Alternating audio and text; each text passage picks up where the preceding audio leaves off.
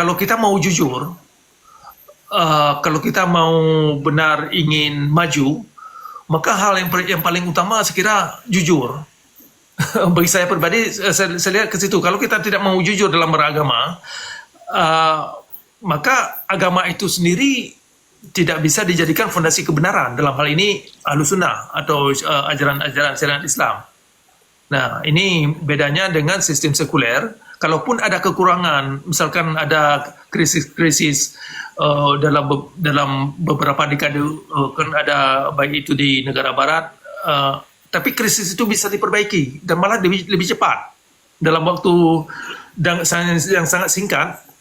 Krisis itu sering bisa diperbaiki dan masyarakat setempat lebih bisa belajar daripada kesalahan yang mereka. Misalkan mereka mengambil keputusan yang salah terhadap satu peraturan umum yang mereka bentuk sehingga efeknya itu dialami oleh masyarakat. Nah, itu mudah diperbaiki. Nah, tetapi kalau ajaran Islam ini misalkan di Aceh, kalau kita ingin memperbaiki moralitas masyarakat Aceh, ini hanya saja bisa diperbaiki, sistem itu perlu digugat dulu, ya kan, sehingga masyarakat bisa mengalami narasi baru, pemikiran-pemikiran baru, sehingga dengan pemikiran itu mereka terbentuknya sikap yang baru.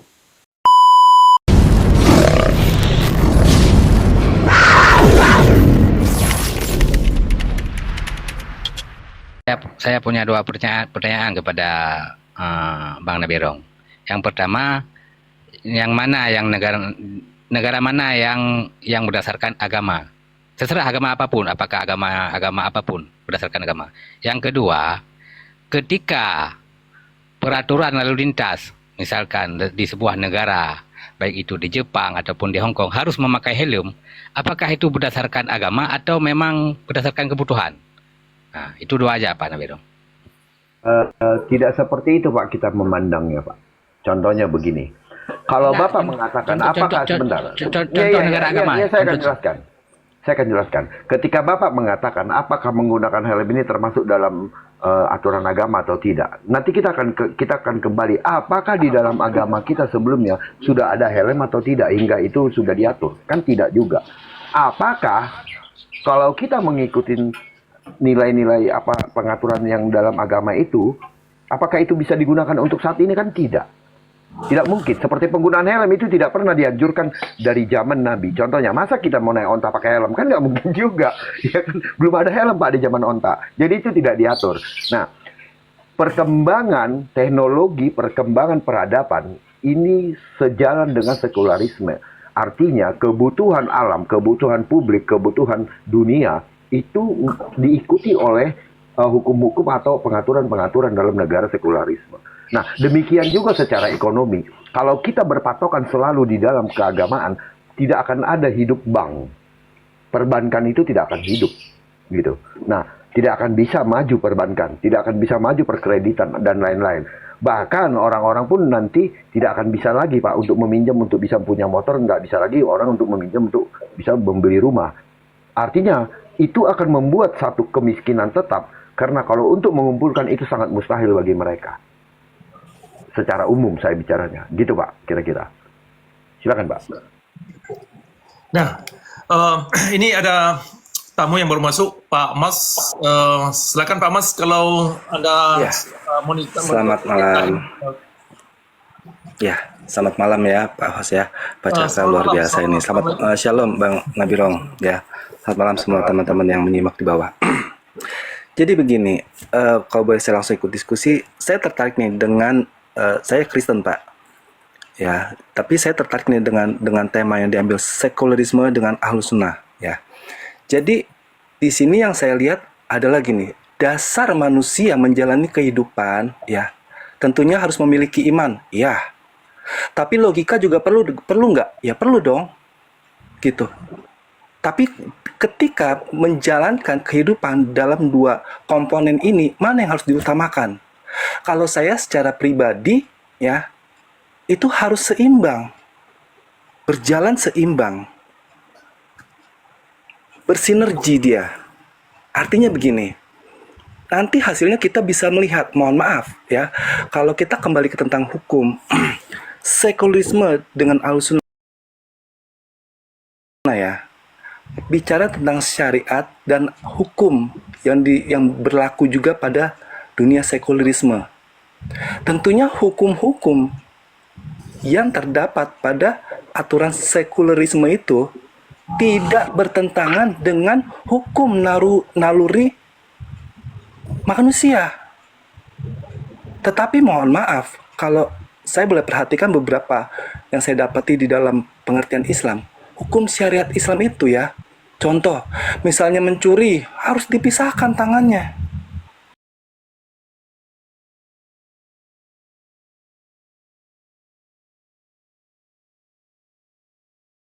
Ada gak efek sampingnya nanti?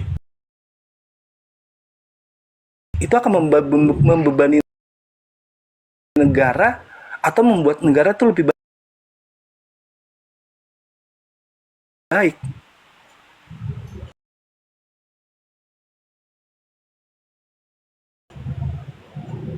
Lalu kalau kita bertanya sederhana begini, Indonesia ini mayoritas ya Islam. Tetapi kenapa hukum yang dipakai itu bukan hukum syariat? Tentunya ya setelah kajian-kajian sehingga hukum-hukum itu dibuat di Indonesia itu yang tidak bertentangan dengan hukum naluri manusia. Tentunya hukum itu ada gak? Ya tentu dong. Itu kan tentang wibawa suatu negara ya memiliki hukum yang harus pasti. Tetapi ketika hukum ini didirikan, dia bertolak belakangan nih, berlawanan nggak dengan hati nurani, akal logika. Kalau bicara tentang iman, oh ini harus dijalankan. Tapi bicara logika tentang hati nurani, sesuai gak? Gitu loh. Jadi saya ambil kesimpulan gini, sekulerisme ini mungkin lebih baik daripada hukum syariat ini didirikan. Ya, faktanya mereka lebih maju. Gitu dari saya. Terima kasih kesempatannya. Baik, menarik Pak Mas, terima kasih banyak atas pemikiran. Sebelum kita tanggapi, mungkin dari di Prodigal, Prodigal, silakan Bu, kalau ingin tanggapi, silakan. Mic-nya dibuka.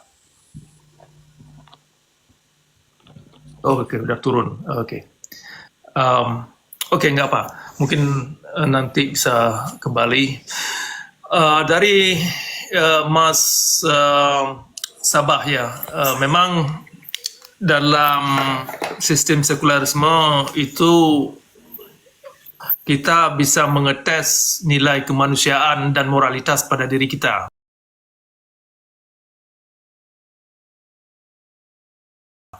Akan di mana letak dan orientasi moralitas terhadap satu aturan atau pembentukan public policy. Sedangkan dalam Ahlussunnah itu karena tidak bisa dinilai, artinya kalaupun bisa dinilai, itu nilainya sering terbalik. Misalkan ini saya kasih contoh dua perbandingan. Kalau dalam Ahlussunnah itu ada peraturan yang memang sering terbalik sehingga masyarakat tertipu dengan klaim yang dimaksud. Misalkan konsep amar ma'ruf nahi mungkar, itu yang artinya menegakkan kebaikan dan menghindari yang tidak baik. Nah, yang perlu difokuskan adalah amar ma'ruf yang sering dimaknakan tegakkan yang baik. Ya kan, Nah, tetapi dalam koridor syariat Islam atau Ahlussunnah, yang dimaksud tegakkan yang baik ternyata tegakkan kezaliman.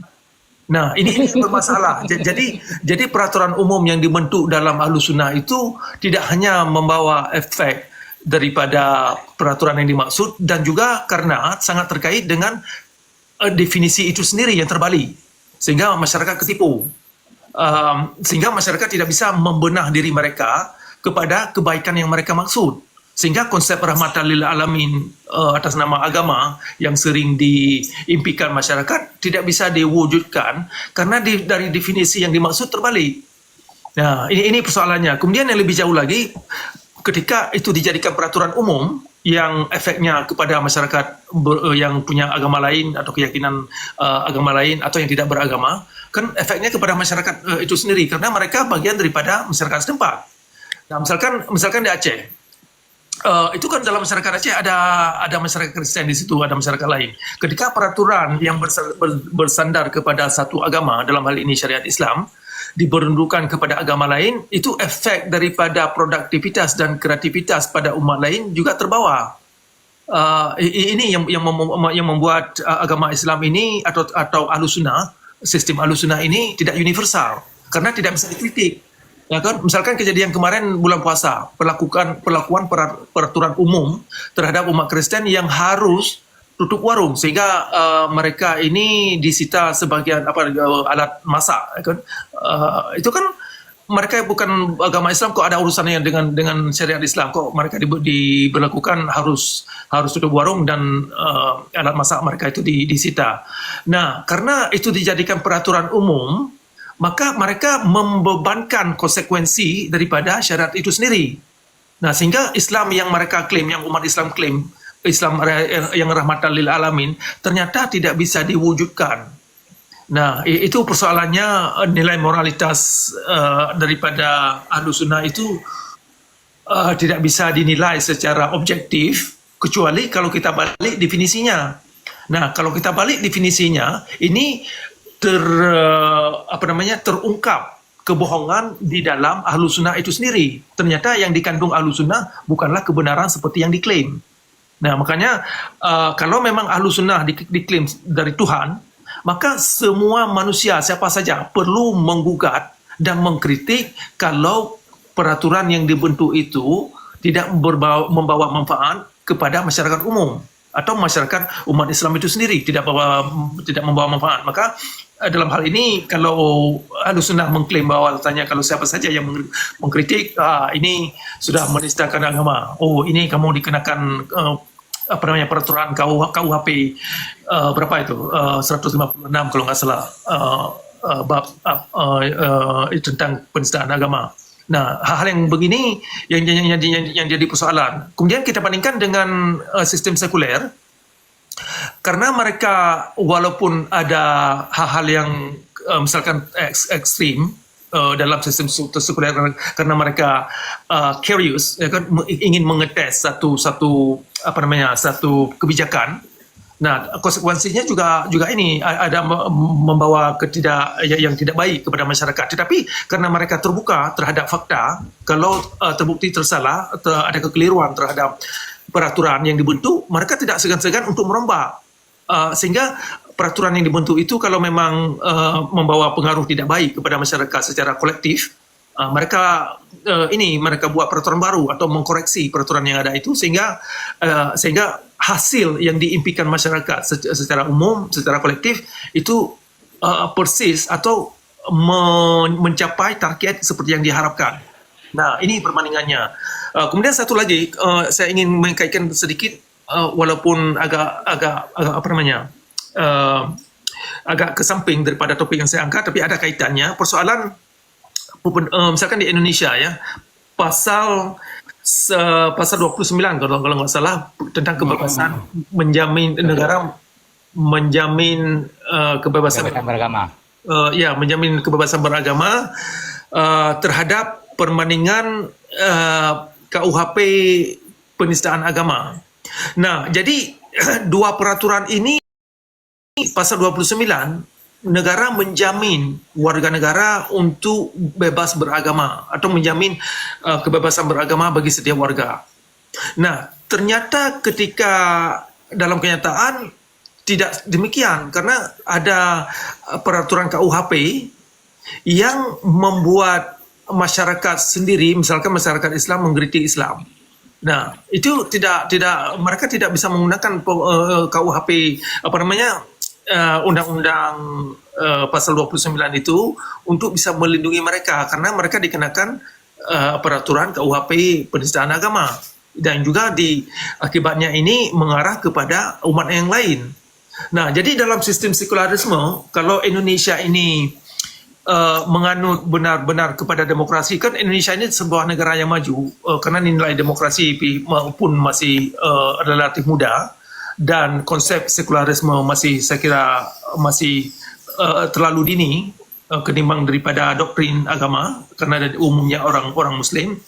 Nah, jadi kalau benar-benar Indonesia mengacu kepada sekularisme terbuka, maka pasal KUHP penistaan agama itu perlu dikritik karena bertentangan dengan pasal 29 yang harus melindungi umat yang lain, kebebasan beragama umat yang lain. Karena Ahlus Sunnah mendominasi Indonesia, atau dalam hal ini orang Islam, kan jarang dibicarakan, dipermasalahkan kenapa pasal KUHP undang-undang pasal 29 itu susah ditegakkan atau tidak dirasakan oleh semua umat. Karena yang mendominasi masyarakat Indonesia itu orang Islam yang sudah ngetot, ya kan, sudah terdoktrin dengan ajaran-ajaran Ahlus Sunnah, dia yang menggunakan KUHP penistaan agama sebagai sebagai banteng, sebagai kulit untuk mentargetkan agama lain. Nah, tetapi kalau Indonesia ini menganut sistem benar-benar sistem sekuler, maka seharusnya peraturan KUHP penistaan agama itu perlu dirombak. Kalau bisa dibuang gitu. Sehingga kejadian yang dihadapi oleh Ahok beberapa tahun yang lalu tidak terulang lagi. Nah, kenapa Ahok mengalami demikian, mengalami ancaman yang demikian? Karena pada prakteknya Indonesia itu belum sekuler seperti yang ada di Barat. Nah, walaupun mungkin Indonesia mengarah ke situ, sudah mencoba menciptakan demokrasi, cara pemilihan, tetapi dalam aplikasi terutama dalam beragama ya belum setingkat apa yang kita lihat di Barat atau di Amerika dan di negara-negara Eropa. Itu perbedaannya, saya kira yang sangat ketara ketika kita kaitkan dengan kondisi alam yang ada dalam praktek-praktek dalam kenyataan. Kenapa sikap-sikap Ahlus Sunnah atau ajaran-ajaran Ahlus Sunnah sangat sering sekali mengacu masyarakat itu sendiri kepada ketidakmanusiaan, baik itu dalam ekonomi, dalam soal ekonomi, atau dalam segi apa saja, sehingga terbukti ternyata ya beberapa negara yang sudah mencoba mengadaptasikan aliran keras atau aliran Ahlus Sunnah itu hasilnya sangat tidak manusiawi, seperti Afghanistan, Pakistan, dan Boko Haram di Eropa, negara-negara Chechnya, kemudian di Aceh. Nah, itu kita lihat sendiri kan angka kemiskinan dan angka moralitas di Aceh itu sangat terpuruk dibandingkan daripada negara-negara Singapura misalkan. Singapura kan negara yang mempunyai nilai sekuler yang lumayan cukup kuat. Walaupun negara Singapura ini negara yang masih maju, tetapi karena mereka ke arah situ, nilai perbedaan peradaban masyarakat di Aceh dengan masyarakat di Singapura itu jauh berbeda. Padahal dari segi sumber alam, Aceh mungkin lebih banyak sumber alam. Dari segi wilayah lebih luas, masyarakat lebih banyak, ya kan, segalanya lah. Sedangkan Singapura walaupun sumber alamnya sangat sedikit, wilayahnya sangat sedikit, jumlah masyarakatnya sangat sedikit, ya kan, serba kekurangan. Tetapi karena sistemnya itu benar, arah orientasinya itu benar, sehingga mereka tidak mudah memperbaiki diri, dan terus semakin hari Singapura itu nampaknya semakin maju, ya kan. Tetapi sebaliknya Aceh sekarang semakin hari nampaknya semakin ke belakang, semakin kepada kezaliman dalam kehidupan. Nah, demikian Pak. Silakan ditanggapi. Saya menyimak dari tadi. Ada intinya tidak dapat poin karena begini. Yang pertama dibilang sekuler itu alat. Kalau sekuler itu alat, berarti dia tidak punya ajaran. Arti alat itu akan semacam perkakas untuk menimbang. Untuk menimbang suatu dogma. Jadi kalau sekuler itu alat, berarti dia bukan sebuah sistem.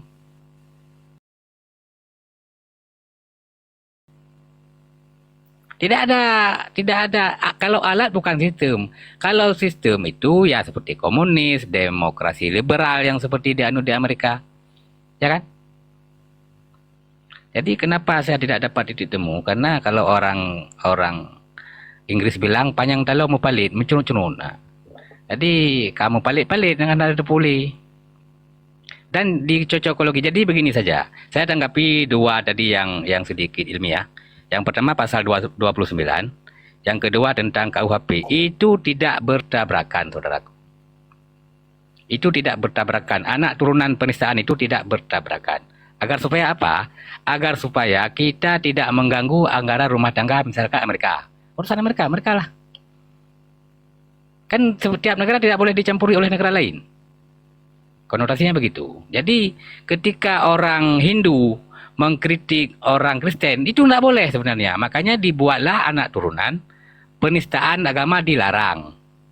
Itu maksudnya. Dan di negara ini, kebebasan beragama itu dijamin undang-undang. Terserah Anda mau agama apa. Ada sekitar 6 sekarang. Jadi pasal 29 tidak perlu dicabut. Buktinya rame di sini. Ateis kan tidak dipenjara kan? Pemikir-pemikir yang logis, yang sofistik rame di sini. Yang plural. Tidak ditanya apa KTP, apa agamamu, enggak juga. Cuma pasal itu mendukung agama di Indonesia ini ada 6. Agar apa dibatasi? Karena tidak sembarangan orang ujuk-ujuk datang buat sebuah ajaran baru. Ajarannya seperti ajaran Islam, namanya nama lain, itu dilarang. Ataupun namanya nama Islam, ajarannya ajaran lain. Misalkan namanya apa namanya? Islam. Ajarannya bagaimana? Salat 3 waktu. Itu tidak boleh. Silakan salat 3 waktu, buat nama agama baru apa misalnya? Agama cempreng. Silakan, tidak masalah. Walaupun ajarannya sama seperti ajaran Islam. Tapi ketika melabelkan Islam, tapi ajarannya itu salat 3 waktu, itu dilarang itu. Maka pasal 29 menjamin warganya memeluk 6 agama kalau nggak salah. Entah Konghucu, entah agama kepercayaan, itu ada tambahan lagi. Jadi turunannya KUHP itu, penistaan itu, agar supaya setiap orang tidak mencampuri urusan rumah tangga orang lain. Kan itu alamiah itu kan. Cacing pun kalau disakiti marah kan. Nah, gitu saja Om. Jadi saya sepakat kalau sekuler itu adalah alat, bukan sebuah Boleh sistem. izin tanggepin ya. Nah, silakan.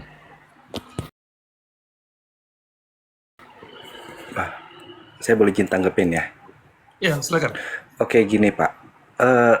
Tadi Bapak mengatakan, Pak Fatah mengatakan gini. Adanya pasal-pasal itu tidak bertabrakan. Saya setuju. Ya. Tapi pertanyaannya tentunya pasal itu dibuat untuk di Pancasila itu adalah sila ketiga keadilan yang sila kedua keadilan sosial bagi seluruh rakyat Indonesia harusnya. Tetapi pada Kemanusiaan. faktanya Kalau pasal kedua, Nih, kemanusiaan, humaniora itu. Ya. Oh ya. Iya. Ya. Kemanusiaan yang adil dan beradab, betul ya Pak ya? Ya, betul. Nah, jadi begini Pak. Ini kita ambil gambaran yang faktanya aja nih Pak ya. Pernah Zakir Naik datang ke Indonesia ya untuk membahas tentang Alkitab.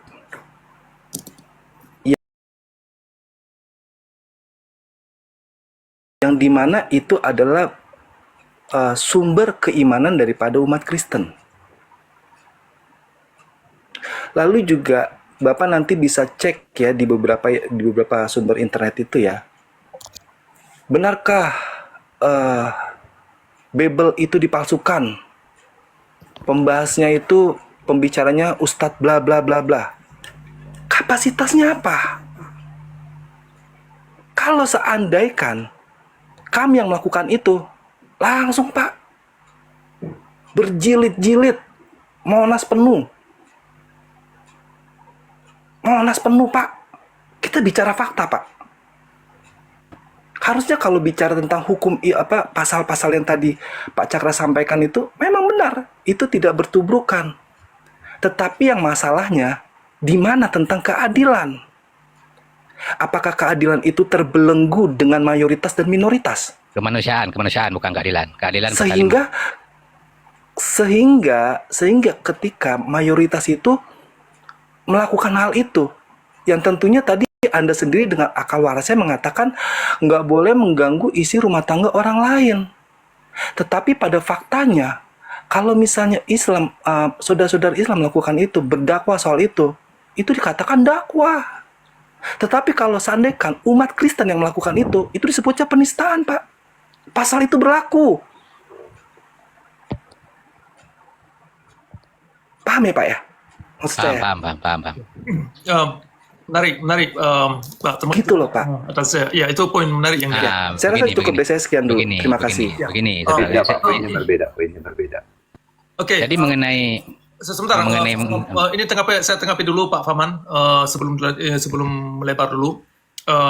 Tadi Anda menyebutkan persoalan Islam ini tidak boleh banyak visi karena itu adalah undang-undang KUHP. Nah, inilah yang membuat Islam ini terpuruk dan terus tinggal di belakang karena ada satu definisi yang menjerumuskan yang dijadikan sumber patokan kebenaran. Nah, kenapa ini saya mengatakan demikian? Kalau Islam ini tidak bisa dikritik oleh orang Islam itu sendiri dan publik, maka yang dikandung oleh Islam itu bukan kebenaran, tetapi dogma buta. Nah, contohnya misalkan tentang kebijakan wajib jilbab bagi orang wanita. Nah, ini perlu kita gugat. Apakah jilbab itu membawa moralitas kepada orang wanita? Apakah pengewajiban jilbab ini membawa moralitas kepada orang laki-laki? Ternyata tidak juga. Ternyata yang kita lihat di Aceh, permokosaan itu tertinggi di Indonesia. Walaupun sebentar dulu, jangan ini dulu. Ini saya jangan sebut Aceh.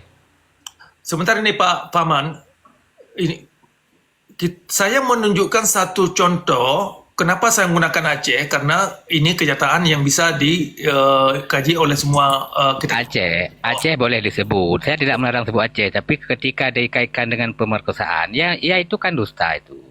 Itu maksud saya. Aceh silakan disebut. Itu sebuah nama negara apa nggak boleh disebut? Nama sebuah daerah. Oke. Dalam diskusi ini kita menyebutkan siapa saja. Jadi Aceh tidak ada pengecualian. Nah, termasuk agama.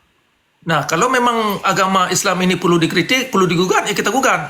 Agama Islam ini bukan satu entity atau satu unsur yang terlepas daripada kritikan manusia, termasuk kritikan orang Islam seperti saya sendiri yang terlahir dalam agama Islam terhadap konsep Tuhan yang ada di dalam Ahlus Sunnah. Kalau konsep Tuhan yang ada di dalam Ahlus Sunnah sebagai peraturan umum, sebagai sistem, apapun istilah yang Anda katakan, nampaknya Anda bingung antara konsep atau istilah. Jadi kita tidak mendebatkan nama istilah di sini. Silakan Anda taruh label apa saja. Tetapi yang kita permasalahkan, yang kita debatkan atau bahaskan adalah esensi daripada permasalahan itu sendiri. Nah, misalkan tadi Anda menyebutkan sekularisme itu bukan alat atau bukan sistem. Ya kan, itu kan hanya istilah yang Anda buat, yang Anda taruh di situ. Tetapi yang kita permasalahkan adalah esensi daripada posisi itu sendiri atau posisi satu atau satu sikap yang ada di dalam peraturan itu sendiri, apa itu dikatakan alat atau dikatakan sistem atau sikap. Nah, dari sistem itu kan perwujudan sikap daripada orang yang membuat sistem tersebut. Nah, misalkan syariat Islam adalah perwujudan sikap. Akan sehingga dari sikap itu kelihatan bagaimana masyarakat bertindak terhadap kaum yang lain atau orang yang terkena daripada sistem yang mereka alami. Nah, saya tidak permasalahkan soal label dan merek yang anda suguhkan. Jadi agar tidak jadi kebingungan. Nah, kembali kepada poin yang anda angkat tadi, kalau Islam ini tidak bisa dikritik, yang anda sinyalir bahwasanya jangan ikut campur terhadap keluarga atau rumah tangga orang lain, inilah yang bermasalah. Tadi kawan kita sudah mengangkat persoalan kalau orang Islam mengkritik orang Kristen, mereka tidak segan-segan, malah mereka anggap itu satu dakwah.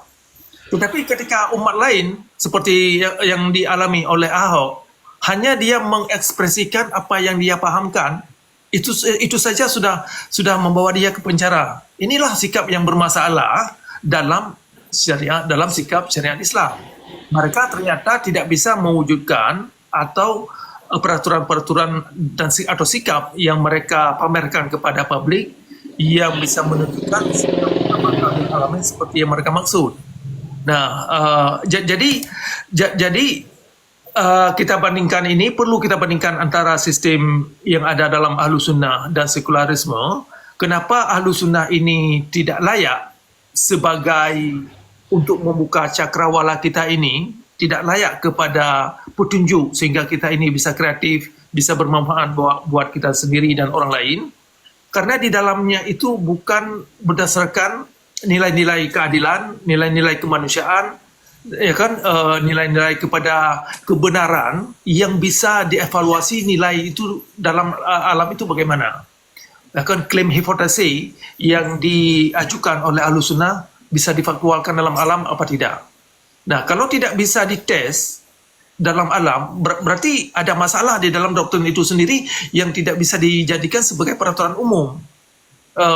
Kalau masyarakat ingin menganut secara pribadi, ya itu terserah, ya kan. Kita tidak debatkan keyakinan pribadi seseorang. Tetapi yang kita berdebatkan adalah ketika sistem agama ini dijadikan sebagai peraturan umum atau public policy, atau yang dinamakan sebagai sistem daerah setempat. Nah, ini yang kita bandingkan apa yang terjadi di daerah-daerah yang menganut kondisi sekuler atau sikap sekulerisme, dan juga daerah-daerah yang menganut Islam atau Ahlus Sunnah yang sangat tertutup terhadap kajian-kajian atau tes-tes hipotesis yang memang kalau hipotesisnya tidak terbukti, maka hipotesis tersebut perlu digugat. Nah, ini yang perlu yang perlu kita pembicaraan kita yang perlu diambil, yang perlu digunakan sebagai introspeksi, sehingga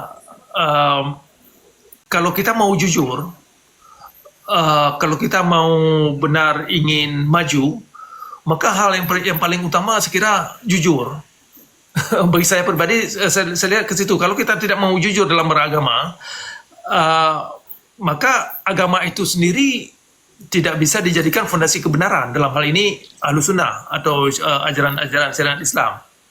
Nah, ini bedanya dengan sistem sekuler. Kalaupun ada kekurangan, misalkan ada krisis-krisis dalam beberapa dekade, kan ada baik itu di negara barat, tapi krisis itu bisa diperbaiki dan malah lebih cepat dalam waktu yang sangat singkat.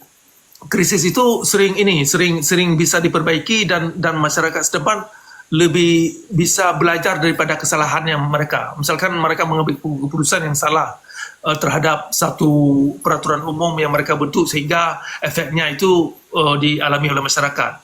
Nah, itu mudah diperbaiki. Nah, tetapi kalau ajaran Islam ini misalkan di Aceh, kalau kita ingin memperbaiki moralitas masyarakat Aceh, ini hanya saja bisa diperbaiki, sistem itu perlu digugat dulu, ya kan, sehingga masyarakat bisa mengalami narasi baru, pemikiran-pemikiran baru, sehingga dengan pemikiran itu mereka terbentuknya sikap yang baru. Nah, itu yang perlu dimengerti. Kemudian perbandingan sekularisme itu saya kira kalau Anda bandingkan narasi-narasi yang ada di dalam masyarakat yang menganut sekularisme atau pemikiran-pemikiran mereka terbuka, karena mereka punya narasi yang berbeda dengan apa yang kita dapat dari masyarakat Islam yang menganut Ahlus Sunnah. Nah, itu secara narasi itu sangat sungguh berbeda dan sering sangat bertolak belakang. Nah, hasilnya jelas di lapangan.